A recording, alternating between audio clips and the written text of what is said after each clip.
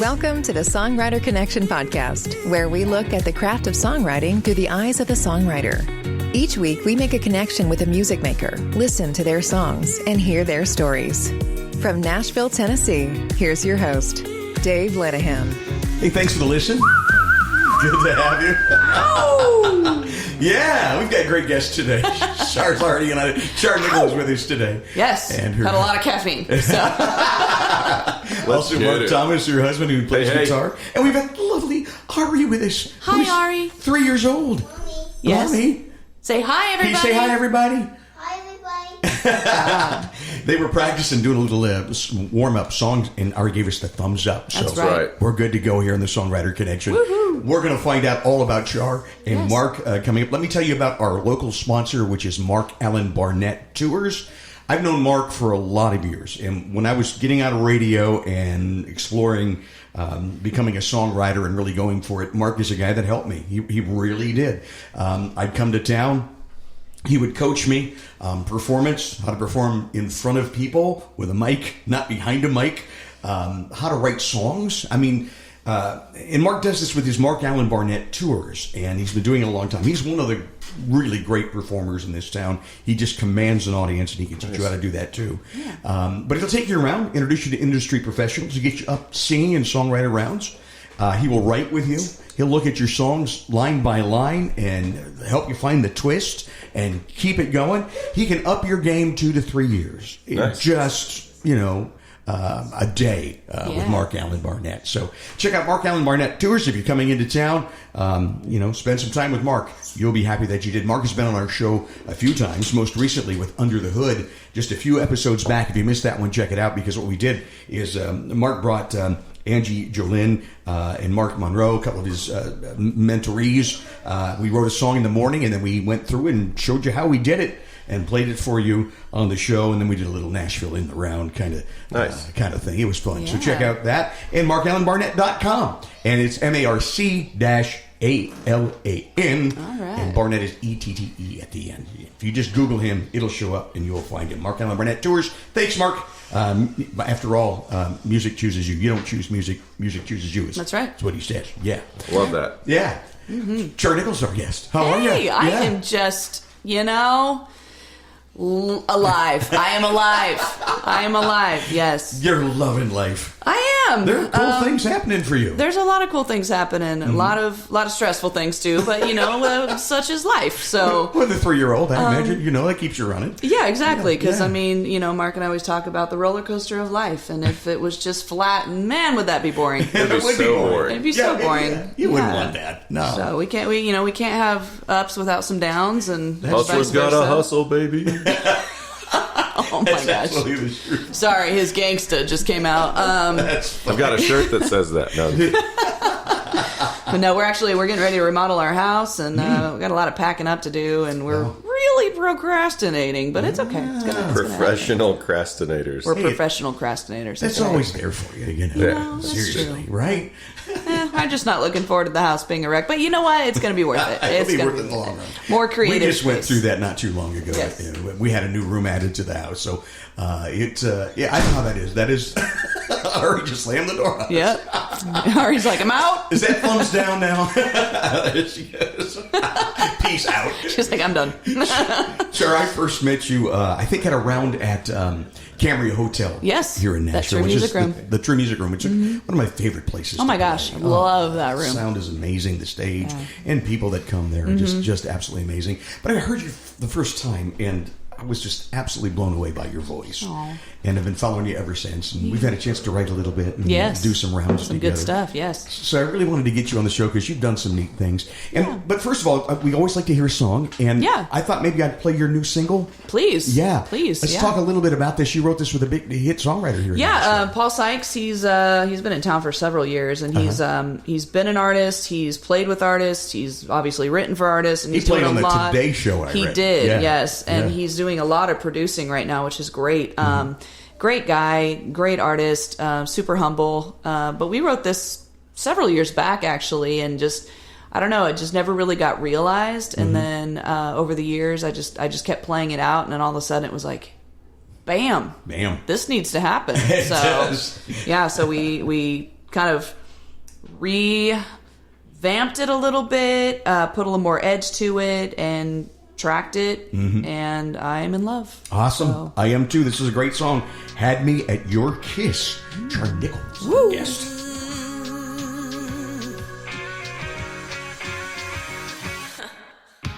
Wasted this cocktail dress, lips and my heels too red to be sitting here staring a hole through my martini glass.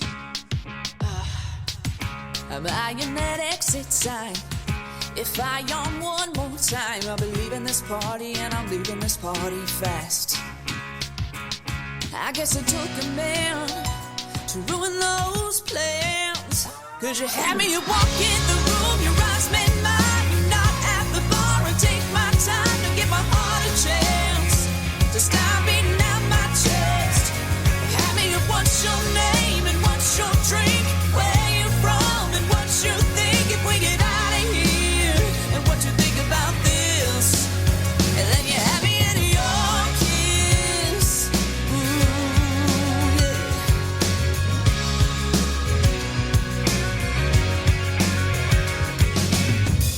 You showed up here alone. I guess you must have known that I was your lowest lane and that I needed saving. Yeah, you're such a mystery.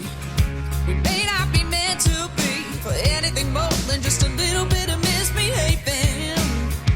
And if I never see you again, at least I'll remember when you had me walk in the room, your eyes met mine. You're not at the bar, and take my time to give my heart a chance to stop beating out my chest. You had me at what's your name and what's your drink? Where you from and what you think if we get out of here? And what you think about this? And then you had me in your kiss. Yeah, you had me in your kiss. If you just lean on in, I bet you can have me again. Like you had me and walk in the room, your eyes met mine. Not at the bar, I take my time to give my heart a chance to stop beating down my chest. You had me at what's your name and what's your drink? Where you from and what you think if we get out of here? And what you think about this? Then you had me in your kiss. Whoa, yeah, you had me in your kiss. Oh, you had me in your kiss. Oh, yeah, yeah. What a production. Had Me at Your Yes. Kiss. Char Nicols, our guest on the Songwriter Connection podcast. And it's spelled Nicols. Yes, a lot of people put that H in there. I think that's typical, but I had to be different. You had to be different. I had to be different. Yeah, you are. You know, one of my favorite things in this town, and we talk a lot on this podcast, how you seem in Nashville to be surrounded by songwriters and performers. Yeah. And no matter where you go in this town, you're seeing the best of the best. And I love the... one of the things I really love is the impromptu things that just kind of happen that surprise you. And I remember one night at the Cambria True Music Room, there was a duo playing. I can't think of their names. Smoky Nights. Smoky Nights. Yep. They're out of Knoxville, I think, right? No, well, I think they're out of Cookeville. Cookeville. Actually. Okay, Yeah. so halfway between. Yeah. So I remember you just got up on stage and started singing with them this Alicia Keys song, and it absolutely blew everybody away. I mean, and you never practiced it. Never said, "Oh, come on, you've done that before." Nope. First time. You know, it was just in my wheelhouse, and they asked me to sing with them, and I was like, sure. Boom, I could do that. Never met you before, but come on, let's go. And it ended up being great. It's actually it's a TikTok reel, and I think on my Instagram somewhere if you guys look it up. But yeah, it's just a little clip, little snippet. Yeah, well, that's pretty cool. It was a lot of fun. Yeah, it really is. Let's talk about you. You started right out of high school. You went to LA because you were going to do the music thing. Yeah, I was going to be famous, Dave. Yeah. Where did you grow up? Famous Dave. Hey, famous Dave. Barbecue. I grew up in Southern Oregon in a small little town. Mm-hmm. There wasn't much to do there. I mean, I think it originally was a retirement town. Yeah. But then, whole culture of kids kind of came through there, and then born and raised, and some stayed and some left, and I was one of the lucky ones to get out. And figured I'd move to Hollywood and that's what you did? Pursue. That's exactly what I did. So what's the first thing you did when you got there? To Hollywood? Yeah. Wax museum, right? No. Am I right? No. What did I do? I had Patty went, wax museum. Gotta go there. I think I did that when I was finding my apartment. But no, I had a small little studio apartment. One room, we'll call it a closet / kitchen, pretty much. And then a bathroom with a shower. And I loved my shower. Do you remember my shower? I do remember. My shower was the bomb. It was just a big box, tall. I could spend hours in that shower. Anyways, that was random side note. But first thing I did when I got there, I think I explored the city a little bit. But man, I mean, I was 18. I was really wet behind the ears. So I latched onto a girl who lived in my apartment building. She was going to the same school I was going to go to. And we just kind of like did our thing for a little while. I had to grow up a little bit first year. Now, was it a music school you went to? It was a music school. Plug it. Should I? Sure, Should why I? not? We can do it. We've got listeners in California. No, it's Musicians Institute in Hollywood, California. Good. It was a lot different back then. Yeah. A lot more free spirited, I guess you could call it. Now it's definitely more collegiate, which is cool. But when I was going, it was. I mean, I got a lot of real world experience. Did you? The teachers were hard. Yeah. Because they were out there doing it themselves and they had been through it. And so they didn't, for lack of a better term, pussyfoot around. But they were teaching you. So vocal style and everything. Styles. I mean, Writing. you learn everything from writing to reading to theory. I mean, understanding it, performance, different styles of performance, different styles of music, being able to, what's the word I'm looking for? Transcribe it. All of that. I mean, you learned everything that you could. And then I had the greatest vocal coach. She went by Mama O. Mama O. Yep. Her real name was Carol Rogers. She's still, I honestly don't know where she's at now. I heard she moved back home, which that escapes me where that was from. But she was the epitome of soul. I mean, she broke me in a good way, Do I notice a little bit of that soul in your voice today? Well, I think it's always been there. Has it? But Yeah. she really brought it out of me. I mean, when I went to her, I was like timid.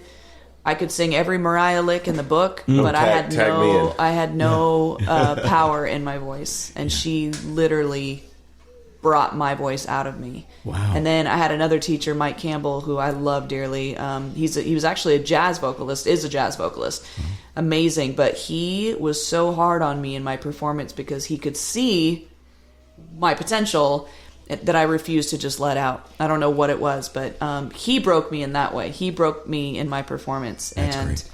I will never forget him for that, because had he not, and I was mad at him the day he did it too, and I told him that recently, but he actually called randomly like a few months back, and I told him, I was like, I was so mad at you, but you know what? Thank you, because without you, like, I would not be the performer I am today. And you are a great performer. Thank you. I've watched you just command an audience. I mean, you just reach on out and bring them in. I like the way you interpret a song, I like the closeness, Yeah.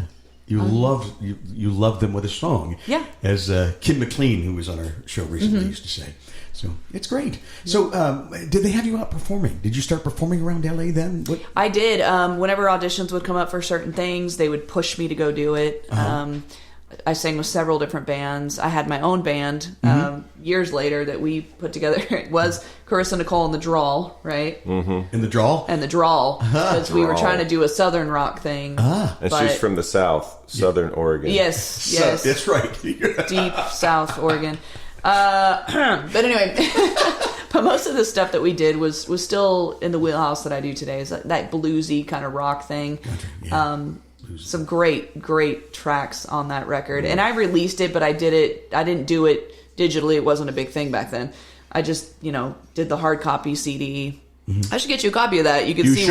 where I was. I would love to hear that. Yes, I'll find you a copy of that. Yeah. It's a cool record, though. It's a cool record, but very guitar driven. Oh, yeah. I like that. Which was good, But I like guitar. Our producer at the time was a guitar player, so it was very guitar driven. But it's great tunes on that. In fact, we talked about bringing some of those back just because it was so good. And then we changed and turned into Sun City Revival, and that was more of like a Black Crowes meets Sheryl Crow kind of thing. So deep writing, but heavier tracks.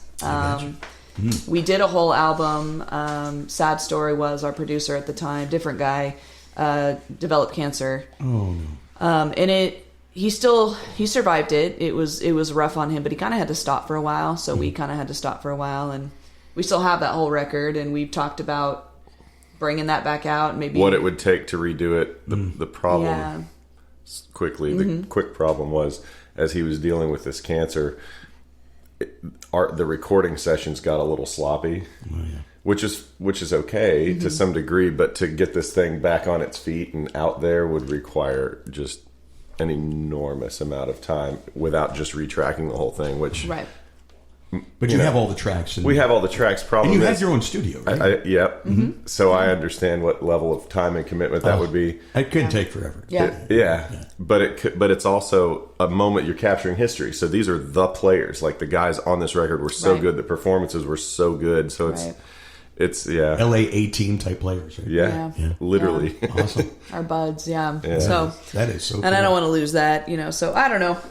We're still in talks about that. But there's some great tunes on that. There's one I want to bring back and perform live now because it's so bluesy and it's we so what we described do it now. As Alice in Chains meets Bonnie Raitt, literally. It's like heavy blues rock. Heavy. Like it's so good. And you love This Bonnie particular, Raitt. I love Bonnie Raitt. I just got to see her again.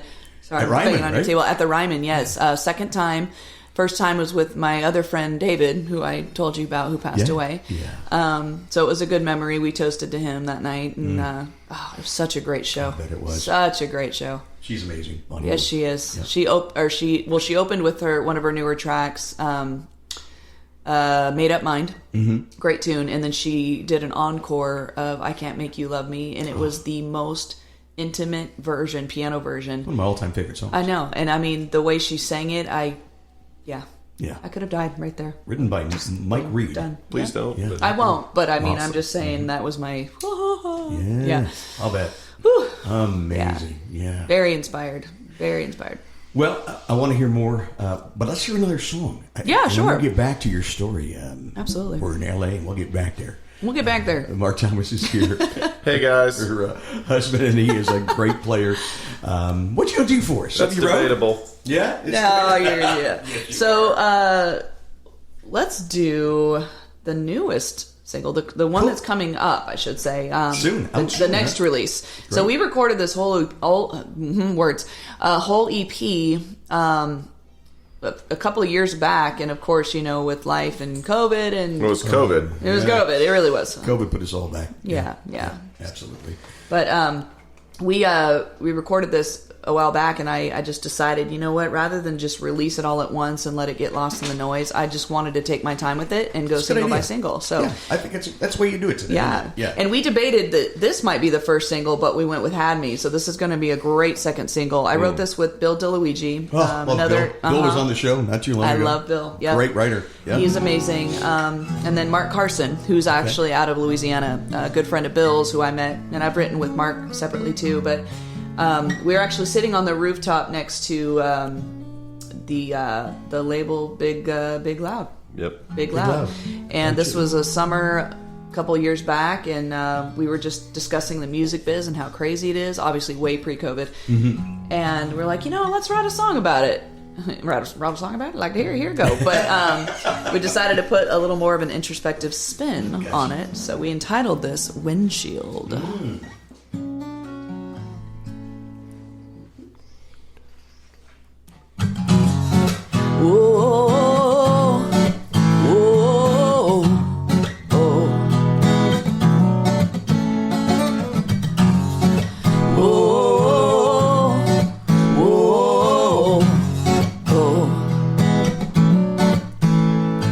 Some people might call it this shaky town. 'Cause it moves when you put your foot down. Ain't no such thing as solid ground. But with my hands on the wheel, I'll figure it out. I got a little more faith than gasoline, and an old soul song that's singing to me. I don't know where I'm going, but I love the way the world feels. Watching it way back at me through the windshield. Oh, oh, oh. The road signs tell a story and I wanna turn the page. The midnight moon is with me all the way. There are small town glories in every state of grace. Every broken line had to start someplace.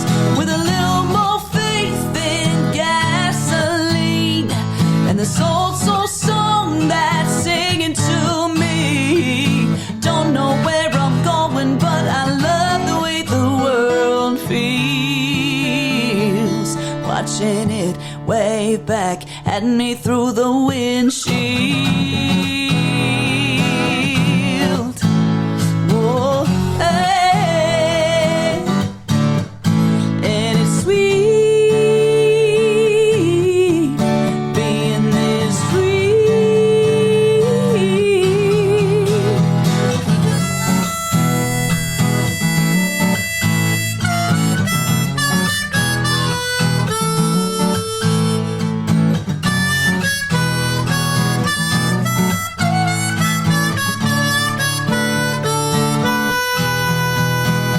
With a little more faith than gasoline, and this old soul song that's singing to me. Don't know where I'm going, but I love the way the world feels. Watching it way back at me through the wind. I'm watching it way back at me through the windshield. Whoa, whoa,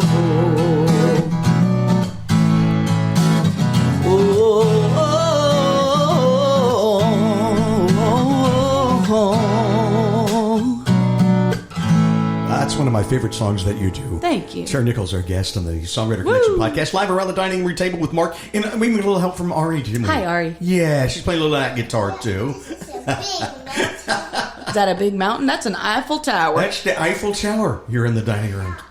Yeah. So big. This is our French room right here. I love it. And the French Connection, right? The French Connection. No, it's the Songwriter Connection podcast. Yes. And it's just a pleasure to have you on. Thank you. Sure. That is really a cool song. Now, is it available for pre-saved yet or no? Not yet. So Not yet. in about 4 weeks, it should be pre-save available, and then, or 5 weeks, excuse me, and then 6 weeks. Because it's a week out pre-save, right? Yeah, week out. And that out really helps pre-save, the artist when you pre-save, doesn't it? It really does. Yeah. Yeah. And in what way? What does that do? Help us Well, understand it that. automatically, at least my understanding of it with Spotify, it automatically puts it into their library the day of release. Good. So they don't have to go searching for it. It's just there. It just pops up and says, hey, new release. Right. Right? So it But gets you a another little more- benefit is it also helps you if you like on your artist page, you can look at the analytics and see the places that are doing that, and that can actually help you plan out a tour or something like that. nice. Because you can see, Yeah. you can see where the demand is and all of that. Very helpful for DIY artists. Oh, absolutely. Yeah. DIY, I love it. DIY artist. That's me. That's me. That's what they're calling them these days. I love it. A DIY artist. That's great. love it. And you've toured all over the world, speaking of that. All So, over the haven't world. you?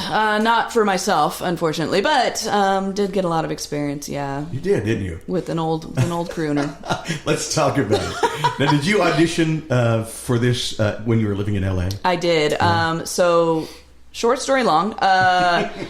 So I was teaching at Musicians Institute I was there for about 7 years teaching, and the head of the keyboard department, her ex-husband, such a weird story, but her ex-husband was the current music director for Englebert Humperdinck. Englebert Humperdinck. And he Wow. called her and said, hey, Enge is what they called him. Enge? Enge is looking for a new background singer, a couple of them. And so he had already had another female singer from New York that he had met because he lives there, and she had been doing some Broadway stuff there. So he already had her, and he called her up and said, "Hey, do you have anybody in mind? He's looking for somebody that's got like a Latina look."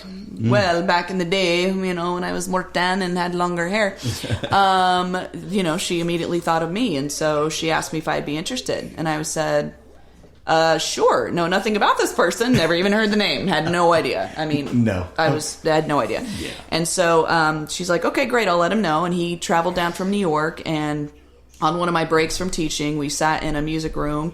He sat behind the piano, and he's like, I just want to hear you sing and watch you perform. And I was like, yeah, cool. So, funny enough, guess what song I auditioned with? No. I Can't Make You Love Me. I Can't Make You Love Because why not? Of course. So he played it. I sang it. He did some kind of funky thing on the piano. Just wanted to see how I moved, and I, just did my little background dance for him. And wow. He's like, "Okay, great. I'll let you know the verdict, basically." And it was within a week. Really? He told me I had it. He called got me. the gig. Yeah, and again, I had no idea who this person was. Wow. I was like, I'm after excited. The lovin'? Please Yeah, release me? no. It dawned on me later, but I was. Yeah, we're a little bit young for I that. was young. Yeah, I don't know. Absolutely.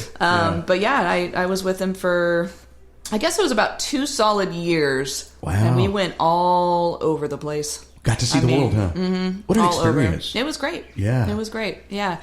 A lot of stories, met a lot of friends.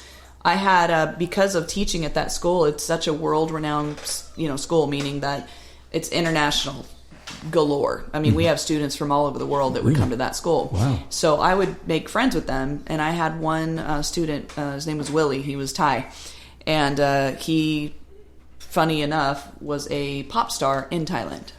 Like, he was actually famous in Thailand. Wow. But, I mean, here, wasn't a big deal. Well, when we went to Thailand, I hooked up with him. Like, hey, show me around. Come on. I want to see the town.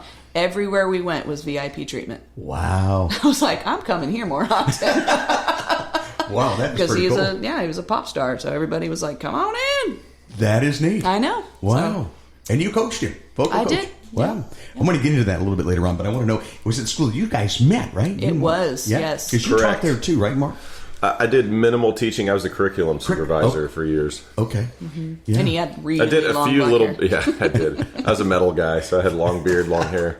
I got you. It was weird. Now it's short and blue, everybody. Yeah. Still weird. Just No. different weird. I like the blue. If I had I do hair, too. I would do that. Yeah. You know? Did you even notice my purple when I came in? Yeah, I did. Yes, I Looks- changed it up a little bit. Looks really good. Yeah. Supernatural. Yes, So- it's totally natural. I went back to my natural. But yeah, he was the curriculum supervisor there. And so that's where you met. Yeah, he Was was it working like- in the library. Was it like the song you had me at your desk? No, do you want to hear the short story? Yeah, I do. Okay, I was dating a guy from Italy, and I was dating a girl from Texas. yes, and Two different countries. being that I'm Latina and he was Italian, there was a lot of bowls Yeah. hitting the heads Gotcha. together thing. So we fought a lot. Is all I'm saying. But Publicly. It was hilarious. yeah, it Oh, was. God. We were both very passionate people, so we didn't care if anyone was watching. I was also young, and again, I'm going to blame everything on when I was young. On youth. On youth. But anyway, he was working in the library one day, and I was having a really bad day, and I had to go in to get a song for a class that I had forgotten about. And the guy that was helping me at the desk did not like my dramatics, rightfully so. And I got uppity and kind of screechy, and he got mad, and Mark stepped in, and he was like, hey, I got this, just pushed him aside, like, what's up? How can I help you?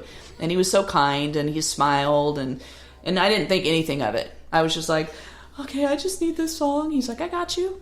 Being Mark, charming guy, he's like, I got you. You're good, right? Not anybody I would have ever looked at like that, because it just wasn't my type. Well, funny story. I went home that night, went to bed that night, I should say, and had a dream. I had a dream that he was James Bond and I was the girl that he saved. Come on, That's how it goes. And this is a true story. You were a Bond girl. I was a Bond girl. Unknowingly. And the next day, again, didn't think anything of it, because sometimes you have dreams and you don't even remember them until something sparks, you know. So the next day I went into the library again for something, and I saw him, and it was just like everything came rushing back. James Bond. And all of a sudden I was like, how you doing? Yeah. And I just suddenly looked at him differently, and it was all just... And she told me about the dream, and then I was like, how you doing? How you doing? And, it was all downhill from there. No, I'm just kidding. No, but I mean, that was 19 years ago, so... Wow. No, we've been together 19 years. It's been a minute. That was 23-ish years ago. Wow. No. It had to have something. been. Yeah, it had to have been. Fantastic. Yeah. It was a while ago. Let's just say it was a while ago. Yeah. We're very young. It's fine. Yes, you are. Yeah, we've been married 14 years now, so. Yeah. Wonderful. Which is weird because she's only 21. I'm No, only she's 21. young. So weird. Yeah, how'd you do that? It was a biblical marriage. No, I'm just kidding. Wow. Oh, with that, we've got to hear another song, okay? Sure. Char Nicols, our guest on the What would you like to play? Yes, 1 second. Our daughter is asking me a question. Yes. Baby. All right. Yeah. Go outside. Well, we're going to have to wait 1 minute. Can Mommy sing another song? Yeah. Can I sing your song? Okay. All right. How about, Dave, how about we sing one Yeah. that you and I wrote together? Beanie Bo. Okay, what's this song called? Do you want to introduce it? Here, 1 second. Come here. Oh, Ar's going to tell us the name What's of this the name song. of the song? That mommy sings you. Peekaboo Moon. Peekaboo Moon. No kidding. Yes. Wow. Is this your song? Yeah. Yeah. All right. Let Mommy sing it, okay? She is adorable. All right.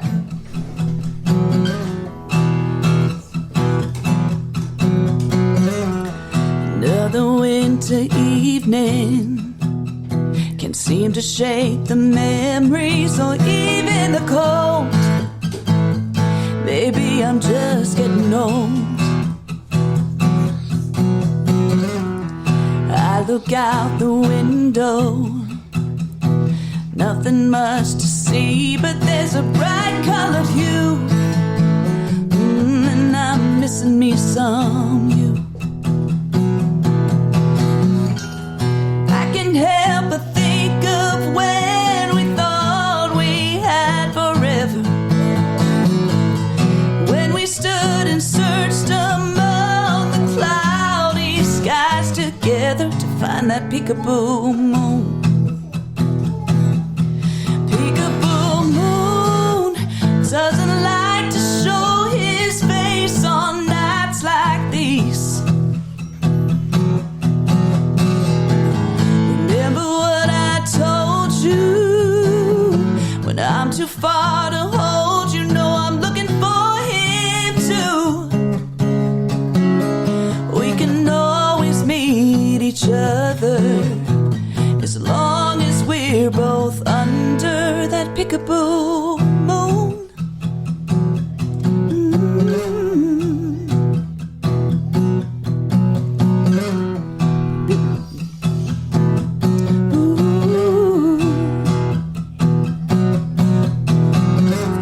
But now your baby's sleeping, and you're probably wishing that time could stand still, but it never will. On that frosty window, your fingers trace a heart like the ones I once drew.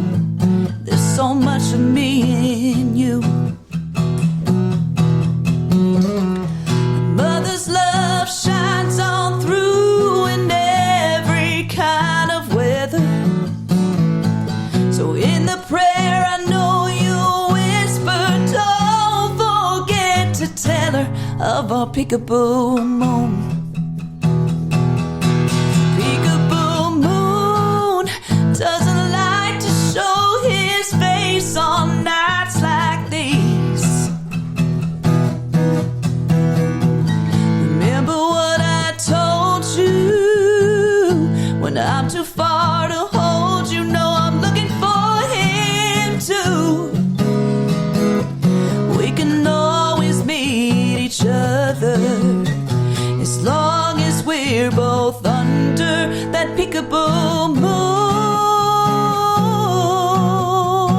moon. Peekaboo moon.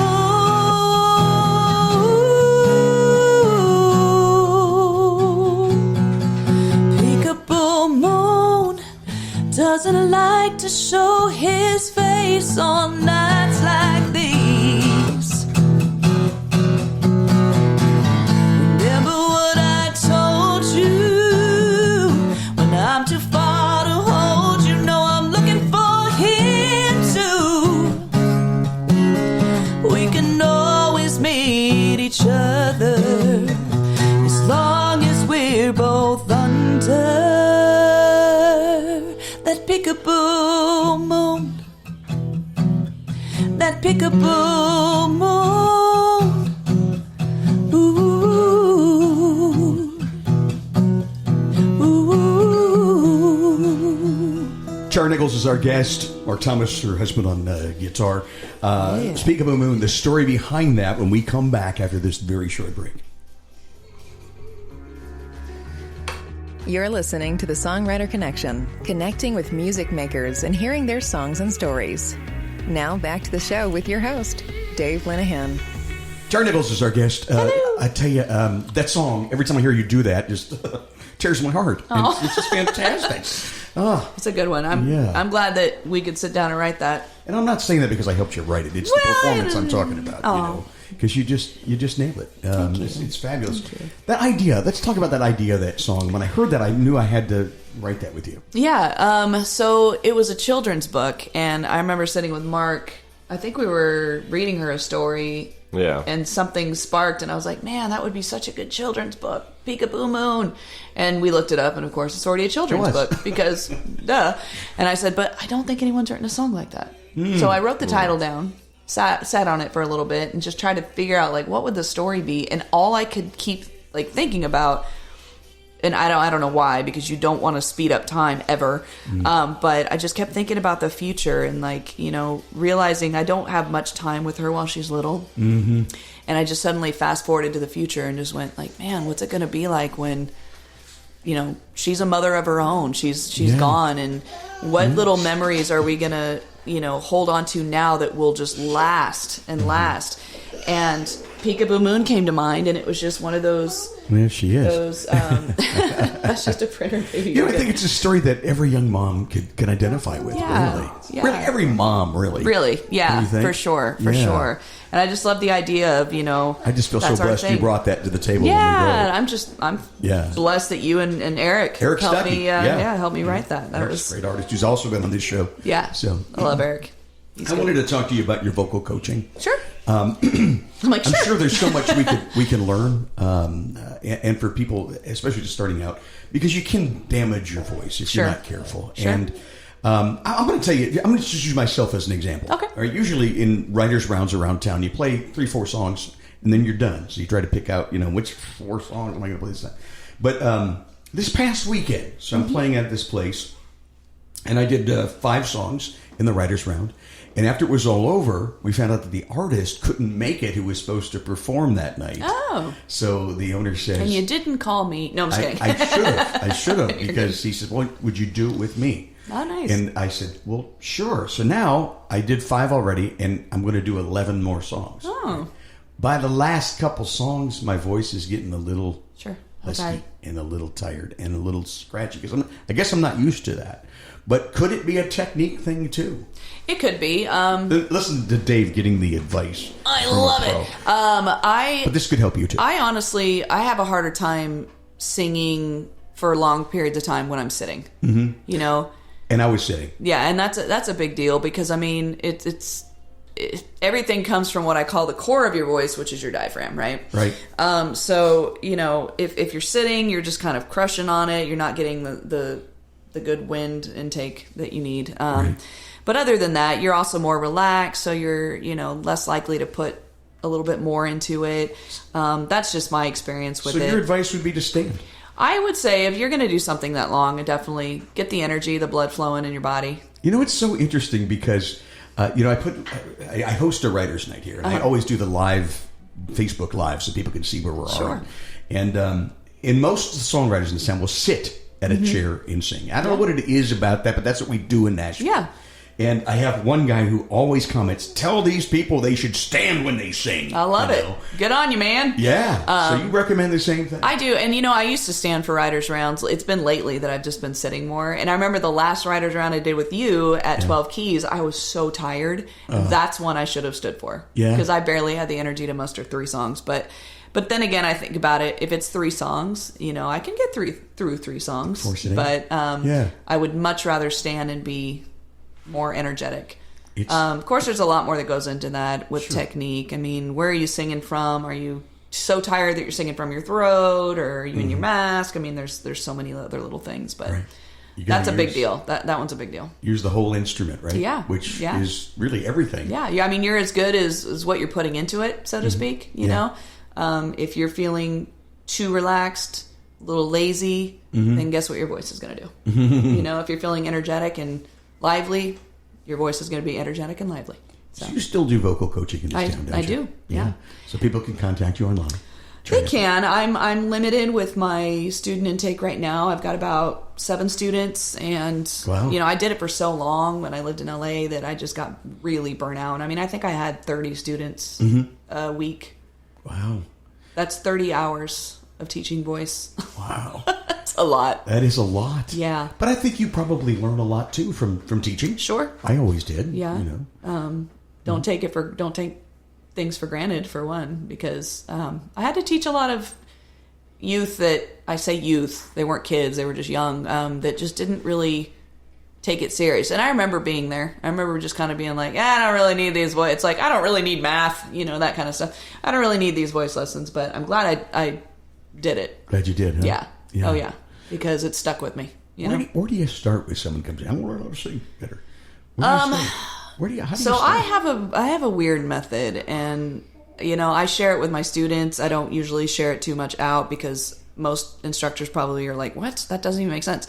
I have a method that I call feel singing. Feel. So before you're listening to yourself, before you're even worried about pitch, I want you to feel everything that your voice is doing. I have to feel everything my voice is doing. I have about 3/4 deafness in my left ear. Really? Yeah, for years. I mean, this is from lots of ear surgeries and things growing up. Wow. So I can only rely on muscle memory. I can only rely on what I'm feeling, because there's a lot of times I'm on stage and I can't hear myself. You've got to be kidding me. Yeah. I never knew that. I just can't hear it. And so I have to feel where I'm at, But more so than that, I need to feel that I'm doing something correctly. Because if I'm not feeling what I'm doing, more than likely I'm going to do it wrong, right? I'm going to push, I'm going to strain, all that kind of stuff. So when I teach from that method. I teach from, okay, let's feel what's going on in your voice right now, where your resonance is. Let's feel all that before we worry about pitch. The pitch will come. Let the pitch come to you, that kind of thing. So that's interesting. That's how I start. Kind of like baseball. Let the pitch come to you. Yeah, let the pitch come to you. Exactly. Keep your eye on the ball. Wait, no, but yeah. That is very interesting, sure. It really is. Yeah. How has the vocal training and everything that you have, has that affected your songwriting? And how do you bring that into your songwriting? The vocal training, that's a great question. Is that a conscious thing when you're writing? I don't think it's a conscious thing. I think sometimes I will write out of my wheelhouse. And when I say wheelhouse, I mean like vocal wheelhouse. Yeah. Because in my mind, I'm like, I want this to be like Aretha or whatever. I want this part, and I can get there, but it's just not. It's not something that I should ever write for. Does that make sense? It does. I've had people bring me songs with a melody, and I can take that and just go blah and blow it up. But sometimes I have to get out of the mindset of writing for how I would sing something. I got you. Yeah. You know what I mean? Yeah. Like I need to kind of let the spirit of the song come to me. Speaking of, I finally finished the movie Respect last night. Have you seen that? I haven't seen it yet. I've got It's so good. Just her whole creative process, literally what I just said, just taking a song that somebody brought her, and she sits down at the piano and she just puts her own feel and spirit. Yeah, and I'm just like, yes, that's how I need to write more. Yeah. Wow. We need to watch that then. Yeah, it's a good one. I'll be on my list. Maybe next. Yes. Yeah. It was good. But that's streaming out there now. Yeah. But yeah, I mean, I try not to be super conscious of the vocal stuff. It's so funny. Do you have a certain go-to when you write? Like, Do you write with a melody in mind? Do you write with a guitar line in mind? You know what I mean? Like, what's your default? I think, first of all, I would start usually with the melody. I was always a melody guy. So a lot of times I'd start with the melody. Yep. Sometimes it would be the lyric. Yeah. Because something pops into your head and you know. But lately it's been about the idea. Like you brought the idea, Peekaboo Moon, and I'm like, oh, I want to write that. Yeah. That's, you know, and we can do that. And then I just pick up the guitar and then where's it taking me? What am I hearing? You know, right.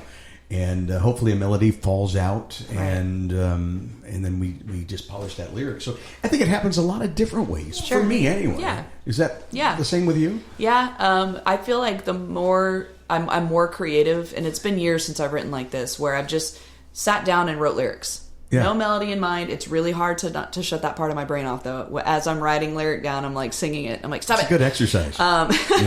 But just write lyrics, and then, you know, maybe, hey, Mark, I need something that's like upbeat, a little bit bluesy in this key, and then just have him start playing something to see if it matches up. I gotcha. I'm more creative in that, right? But when I force a melody, like when I force... this is what I'm hearing melodically. Now try to put a guitar to that, and then he's getting it, and I can't quite verbalize what I want. Oh, it's so frustrating, right? Yeah, and we've gotten in many like little tiffs because it's like, I don't know what you want. I'm like, I don't either.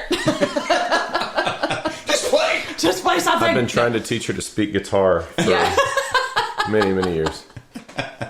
Yeah, so I'm like, no, can you go to a different chord right here? I don't know what chord, but just a different. It's got to be different. Just something different. Yeah. Nowadays, I'm like, just yell numbers. Just give me a number. I'll 11. No, wait, that's take it up to 11. Let's do an 11 chord. There you go. Beautiful. I need an 11 chord. That's exactly what I was missing the whole time. So yeah, I mean, I go different methods, but lately it's been it's like I come up with a word and a melody right away. Like I was showing him something on the way here that I wrote coming home from a gig the other night. Wow. Because my radio doesn't work in my car. Thank you, Jesus. Honestly, it's a blessing because sometimes after gigs, I'm like, I don't want noise. And then my creative brain comes out. I get you. So I started singing this song, and I turned my recorder on because I didn't want to miss it. And I was like, I don't know where the song's going, but I'm like in the it's immediate words. The line to the road that does that, and you get real creative. Yeah. So Mark's at the guitar. Let's do another song. You want to do another song? We'll wrap things up. But I want to talk about the exciting things happening with Mark. Absolutely. So, what song you want to do for? What do you want to do? You want to do an oldie? Which one? Man. One, need a capo. Okay, we don't have to do that. I got one. Hey, he's calling it out. Haven't played this in a minute. Don't know how it'll go. Capo. We're pulling this one out. Huh? This is an oldie, man. This was actually my first release. This was in Nashville. Oh, good. Good. But it was under a different name. I rebranded, obviously. So well, that's good. Yeah, but this one has a great story, actually. While he's tuning and doing his thing, I wrote this with a friend of mine, Steve Mitchell. He's a writer in town. Haven't written with him in years, and loved writing with him because he thought so much outside the box that when I could bring an idea to him, it would turn into something I wouldn't even have thought of. Wow. And this song was very personal to me. I sat on this idea for several years before bringing it to anybody, but I wanted to write a song that kind of honored my grandmother. Wow. And I tend to hide my stories in my songs. They're not obvious by any means. But this song was to honor my grandmother, and it's just about an old kind of love that as long as you take care of it, nurture it, do it the right way, then it'll last forever, right? Wow. Sounds great. So we entitled the song Antique Heart. Oh, yeah. 2, 3, you can hear me. I'm just kidding. I counted in so quietly, guys. Here we go. I love that riff.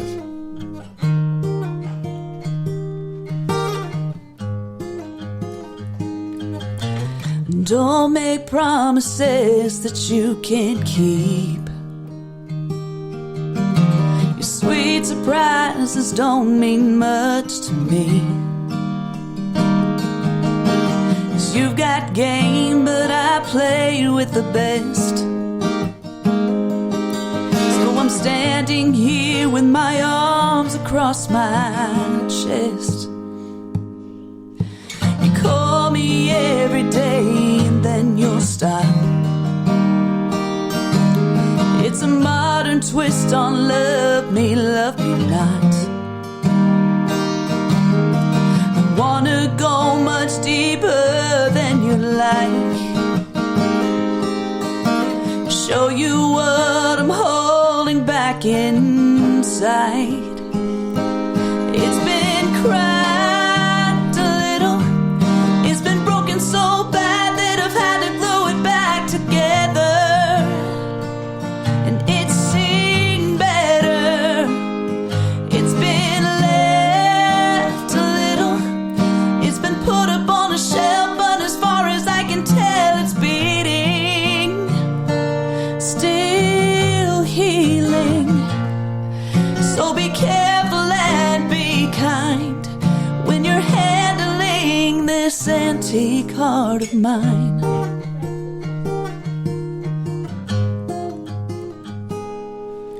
I don't like this game of touch and go. If you say you're coming back, you'd better show. 'Cause this old soul is not made out of glass. It may be fragile, but it is built to last. It's been cracked a little.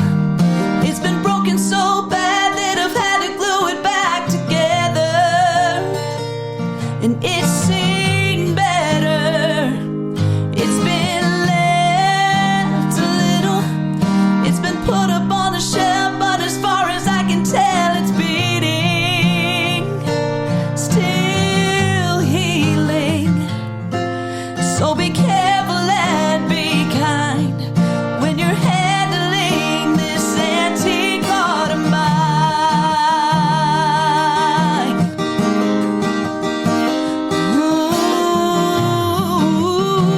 Ooh.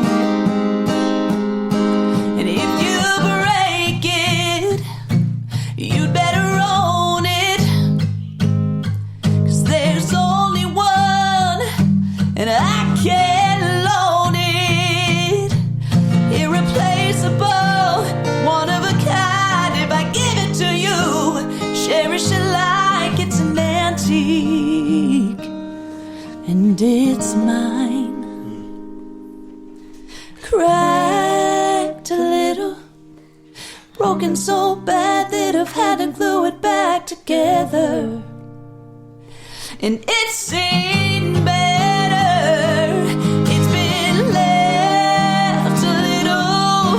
It's been put up on a shelf, but as far as I can tell, it's beating. Still healing. So be careful and be kind when you're handling this antique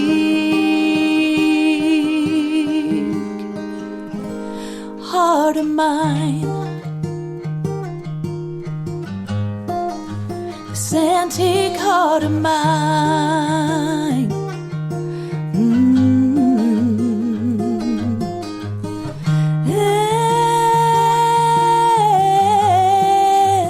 Antique heart of mine.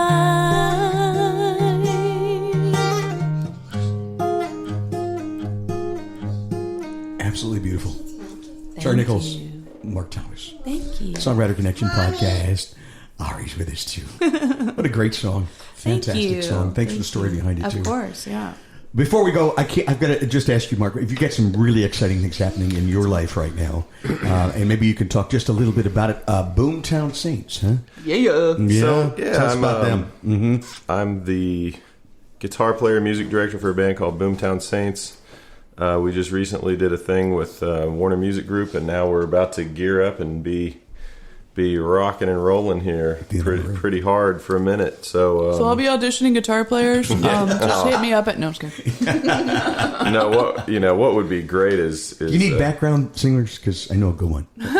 probably yes. And no, the coolest thing, without talking too much about what's going on, one of the coolest things is everybody in this band is super grounded. Everyone is really like, we're all family people. You know what I mean? So the goal would be eventually to be able to do this all together, everybody involved. Wouldn't that be cool? The two main guys, Chris and Ben, who I know are going to be on this podcast very soon, hopefully, right? Yeah. I want to get them. Yep. Mm-hmm.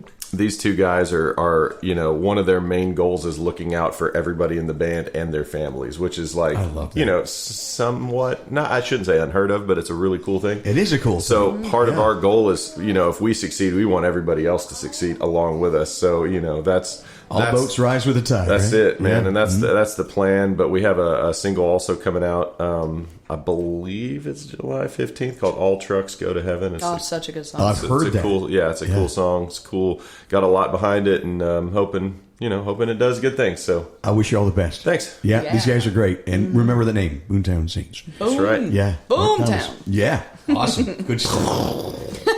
Guys, thank you for being on the show. Thank you for having totally us, Dave. enjoyed having you. Great Thanks, Dave. songs, great voice, great singing. Thank you. Yeah. And Thank good you. having here too. Yeah. Thanks for the capo. You're welcome. Anytime. Yeah. Coming up next time, we've got the Flat River Band. Have you heard them yet? yeah. Oh, yeah. Oh my Oh, yeah. gosh, these guys are Yeah. amazing harmony. So they're coming up next, and we will be catching you real soon on the Songwriter Connection podcast. Thanks for joining us. Thank you for listening to the Songwriter Connection podcast. Find us on social media at Songwriter Connection. Also, listen to Dave Lanahan's Nashville Connections radio show. It streams live every Friday morning on WOBL and WNOI. Look for us on Facebook and YouTube. See you next time on Songwriter Connection.